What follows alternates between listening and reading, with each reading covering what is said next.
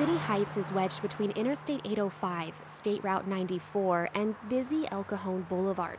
In the 1990s, Caltrans dug out an 8-lane trench and ran Interstate 15 right through the middle of the neighborhood. For residents there, it was a colossal smack in the face. They'd already seen the last remnants of 1930s and 40s suburbia razed and crammed with shoddy apartment blocks, no room for parks or libraries. Crime had gotten so bad, the community's own business association papered billboards with a plea. Welcome to City Heights, crime capital of San Diego. Won't anybody help? When we started the office building across the street, the opening day, when we started construction, the superintendent called me and said, there's a guy who just got shot and he's dead on the corner here. It was a pretty wild place. Jack McRory was city manager at the time and became the architect of the city's intervention there. He meets me in what was ground zero. Back then, the scene of gang murders and crack deals, the City Heights urban village now anchors a police station, park and rec center, library, and affordable housing. The city pulled it off with significant help from the late Saul Price. The founder of Price Club, which was bought by Costco, infused millions into the project, and his family's investment in the community hasn't let up. The foundation estimates it's spent $200 million there since 2000, about half on transforming the diverse neighborhood with bricks and mortar. Full disclosure, Price Philanthropies also helps fund KPBS. Saul Price's son, Robert. We're in this for the long haul. This community is an amazing community.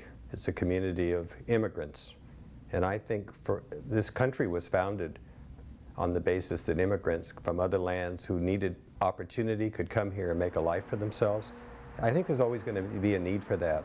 And so my hope is that we, as our foundations, will be here to maintain this community as a place where people who are arriving from other countries who need the opportunity can settle in this community and have the resources and the opportunities that's going to be good for them and their children. So has Price created that place?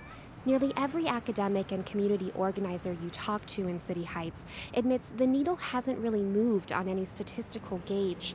The community still performs worse than the county average when you look at income, employment, obesity rates, educational outcomes, crime, you name it.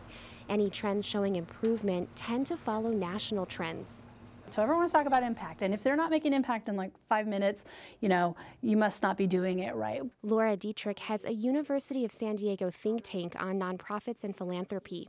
But if you think back to the beginning of a big company like eBay or Amazon, and you look at how long it took them to even break even, investors didn't blink an eye. We think that's normal. I think sometimes we have to be very realistic about what we're trying to achieve and how long that's going to take.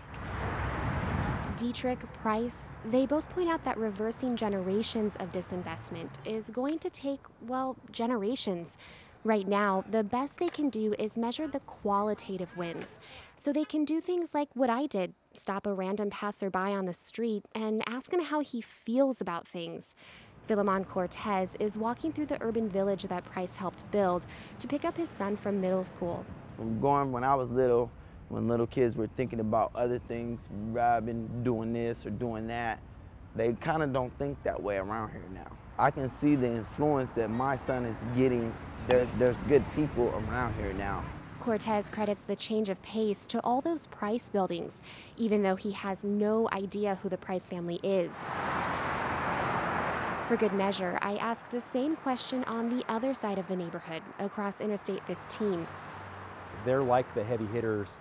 When you have a specific list of causes, and it's kind of the bucket list of things that need to be done in real time to make this livable, they're the ones that get brought out to do the big task, the Caterpillar Earth Mover task type things. But I ask Schott something people like Dietrich ask when they're trying to measure an intervention's success. What happens if Price leaves? That's a very good question. Who would step up? I don't know. Tomorrow, we'll take a look at how that strategy in City Heights has changed to get at that question. Megan Burks, KPBS News.